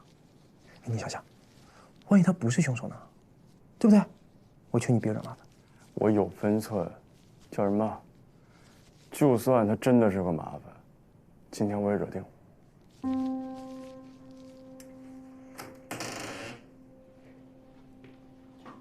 把人给你们两个带来了。这小子性格真大，找到他的时候，正打篮球呢。坐吧。啊。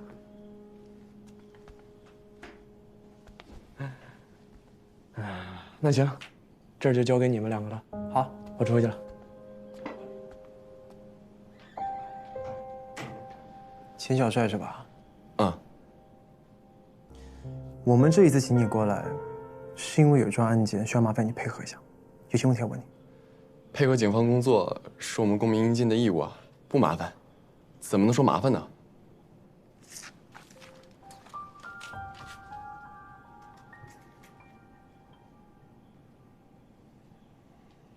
认识吗？认识，马思思。你和他什么关系啊？就是普通朋友，通过朋友介绍认识的。其实我们连普通朋友都算不上，顶多就是见面打个招呼而已。我这次回来是过寒假的，跟他最多也就认识2、3个月吧。你知道他身上发生了什么事儿吗？听说被人杀害了。准确来说，是被奸杀的。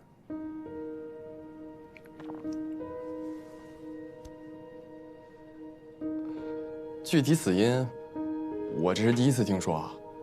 警察同志，你们可要尽快的抓到凶手啊！你说你和马思思不熟，但就我们现在已掌握的线索上来看，你和马思思这2个月聊天特别的频繁，来往也特别频繁。需要我把你俩的聊天记录给你看看吗？警察同志，可能对于马思思来说，我们的联系算频繁，但对我来说，我们真的就是不太熟的朋友。需要把手机给你们看吗？没关系，不着急，先喝口水吧。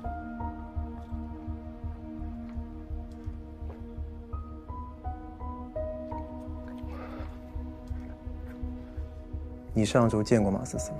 没有。你不是约她去拍照了吗？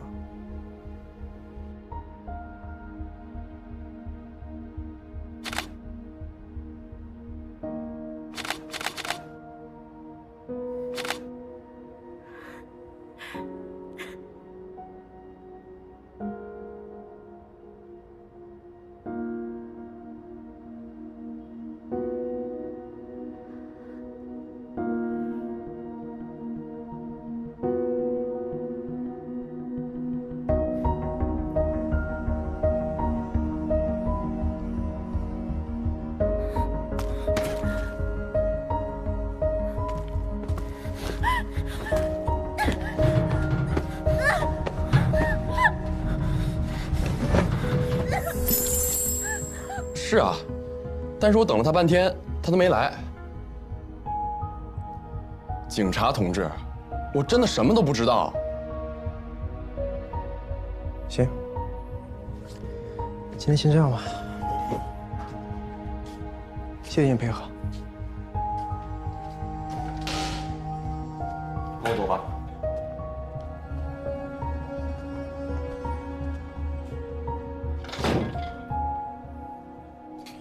这个钱小帅，跟个泥鳅似的，把自己推脱得干干净净。看来没有证据，他是不会说实话。没关系，我需要的都在这个上面。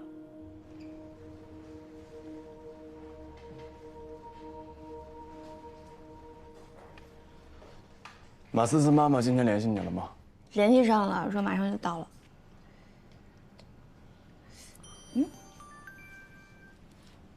喂，哦，陈女士，哦，你到了是吗？那我出来接你。好，拜拜。我出去接她一下。你吃吧，我去接她。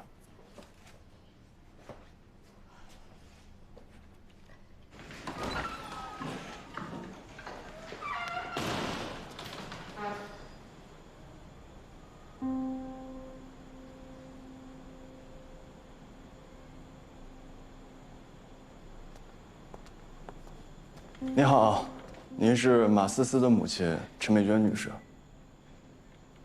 这边请吧。好。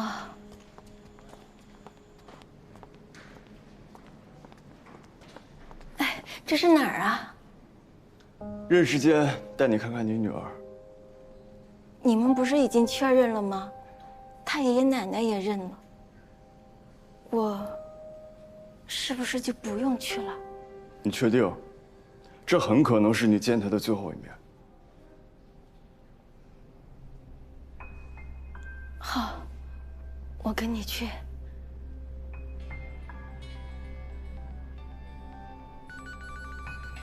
对不起啊。喂。这都几点了，你还不去接孩子？老师打电话都催了，你赶紧去。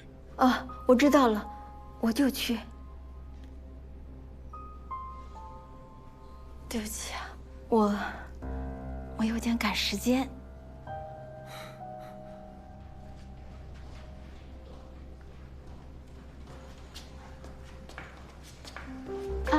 哎，怎么这么快啊？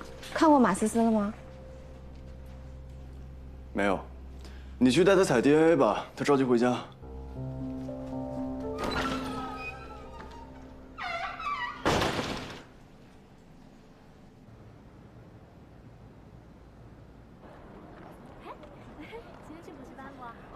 王涵，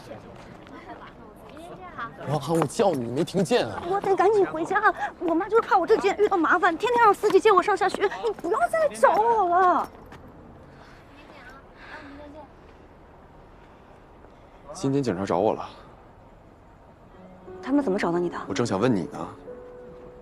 你跟他们说什么了？我什么都没说。那就没事儿。他们还是问马思思的事儿，不过我没承认。他们也就没问出什么来。倒是你，我担心他们还会找你，你一定不能乱说话。我现在特别难受。如果你真的没有杀人，我们还是把事情告诉警察吧。你看到今天贴吧的帖子了吗？现在班上同学都不理我了，他们都觉得这件事情跟我有关系。这件事儿很快就会过去，他们很快就会忘了。再说了，他们不理你，你不是还有我的吗？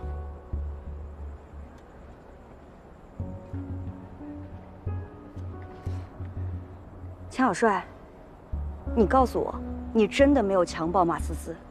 当然没有啊。他不是这么跟我说的。钱小帅的东西怎么在这儿？你们今天在一起，说话呀！他说今天找我来拍照。你为什么要出来跟他拍照？你明明知道我跟他的关系，你为什么要单独跟他出来？你是我最好的朋友，你为什么要做背叛我的事情？你只会说我，你是不是只关心你自己啊？到现在为止，你还是在说是我约钱小帅出来，我耽误了你的感情是吗？如果你真是我最好的朋友，你怎么从来就不在意点我的感受呢？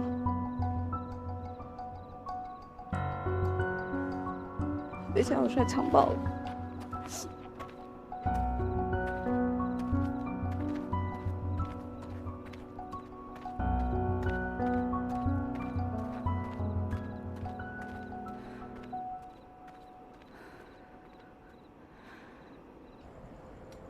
王涵，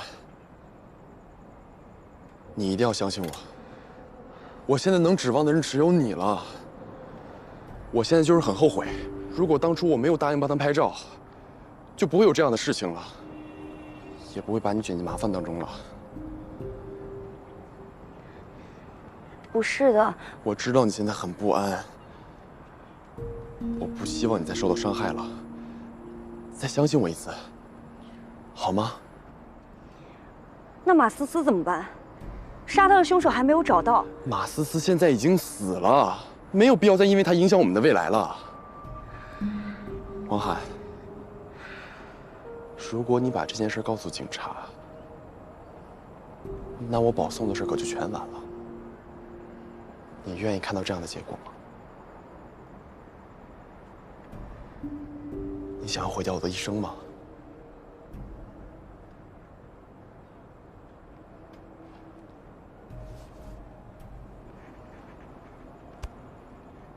我们不是约好了要一起出国留学的吗？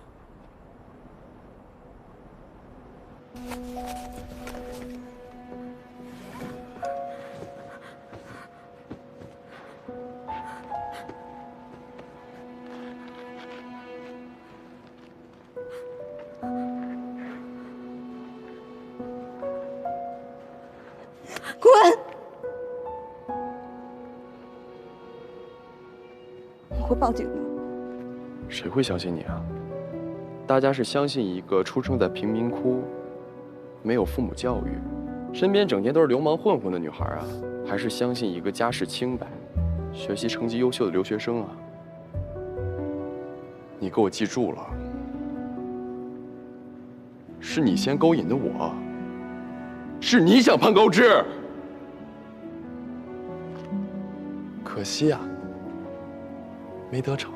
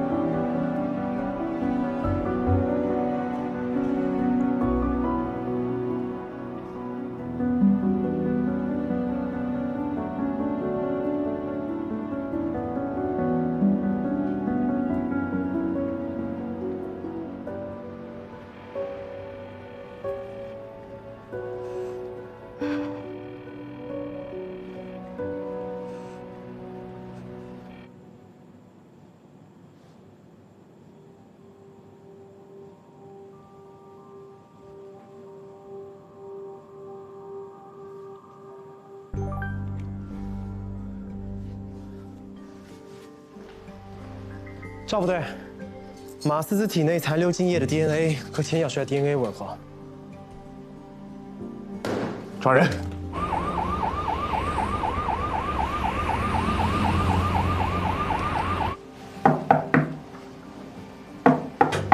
来了。请问，你们找谁啊？钱小帅涉嫌一起严重的刑事案件，我们依法对他进行刑事抓捕。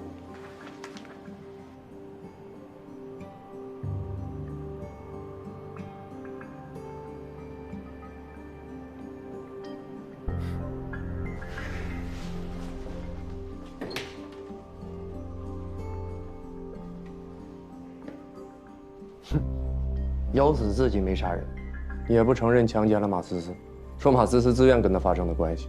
他肯定不承认，死无对证，而且马思思确实是自愿跟他到野外去拍照的。这要到法庭上，他的律师有各种办法帮他脱罪。没关系，他不是喜欢熬吗？我们有大把时间跟他熬，看谁熬得过谁。这个臭小子，就是不治他。 你注意点，他目前只是犯罪嫌疑人，你这种方法不行。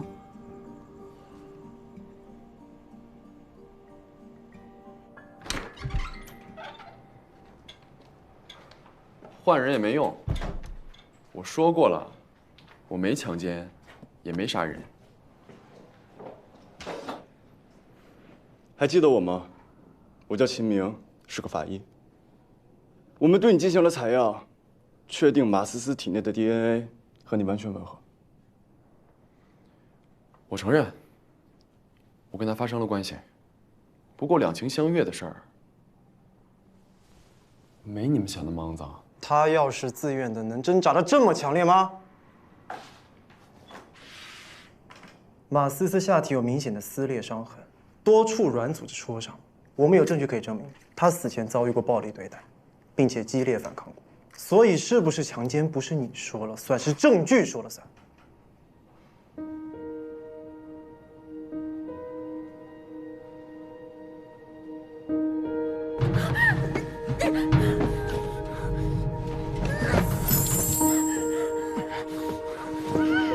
啊！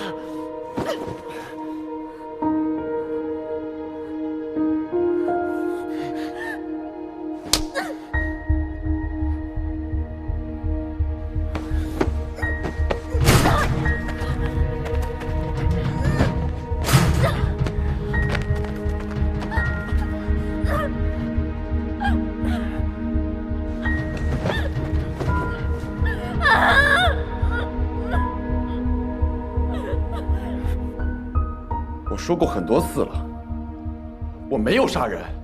你们不要因为抓不到凶手，就冤枉无辜的好人。当天我给马思思拍完照我就走了，不信你们自己去查呀。好，你仔细看看，这是一处咬伤，如果是死者咬的话，在他的口腔内应该还有你的 DNA 残留吧？现在科学这么发达，我们很快就能知道是不是马思思咬的。你还敢抵赖？ 是他咬的又怎么样？我们就不能比较激烈吗？这算不了什么证据。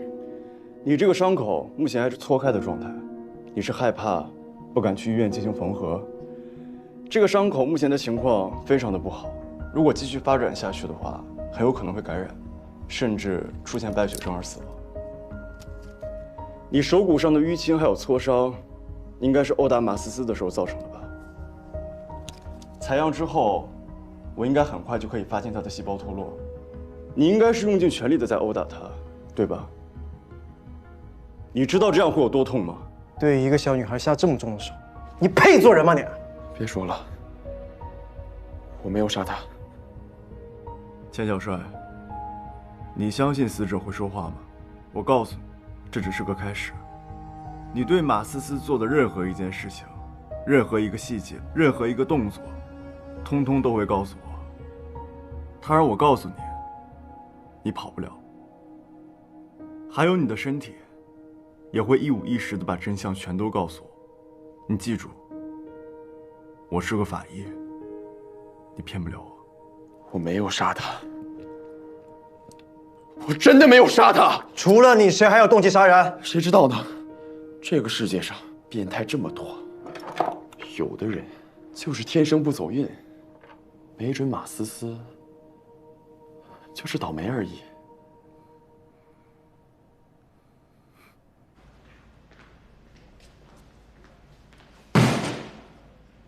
你能不能把里面监控给我关上，让我好好揍他一顿？本来光看一个尸检报告没什么感觉，听你这么一说，我这火哪里压得住啊？他离交代不远啦，干得不错。那是，秦明3言2语就让那个臭小子哑口无言。李队，那我先回法医实验室了。哎，去钱小帅家取证的人，我就交给你和安然了。我们会按照法律程序再对他进行一次生物采样，虽然之前已经密取过他 DNA 了。好，那我先走了。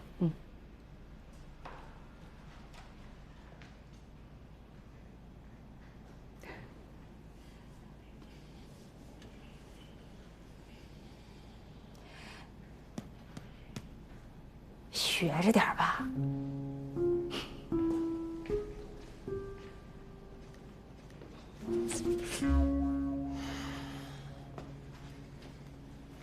钱先生，这是我们的搜查证。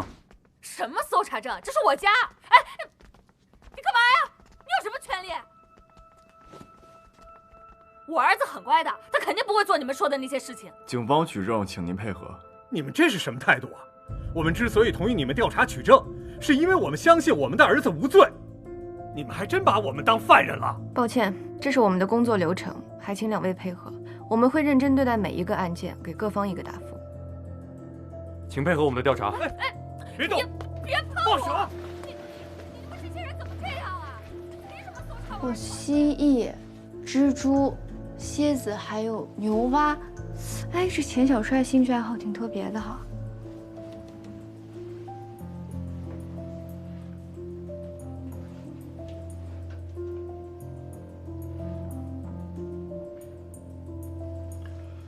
上面有指纹，没有明显的液体痕迹，应该没有血迹。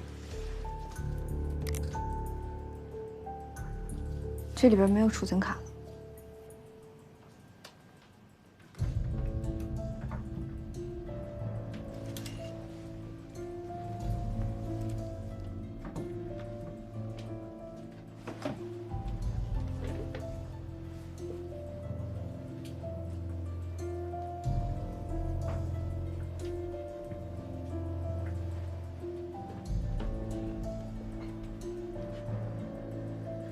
安然，你过来看一下。怎么了？这柜子里面放的都是钱小帅的奖杯，还有证书，这些对他来说都是荣誉。他每天醒来，目的就是为了过来看看这些属于他的战利品。可这个上面却放着一个玩具车的模型，你不觉得很奇怪吗？哎，还真是啊。但一个模型应该还好。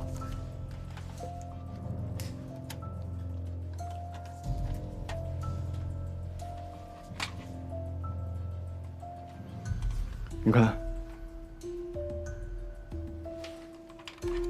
他为什么把存储卡放车里边呢？只有一种可能，这里边的内容啊，就是他的战利品还有荣誉，就跟这柜子里的奖杯还有证书是一样。把这个带回去，让林涛查一查。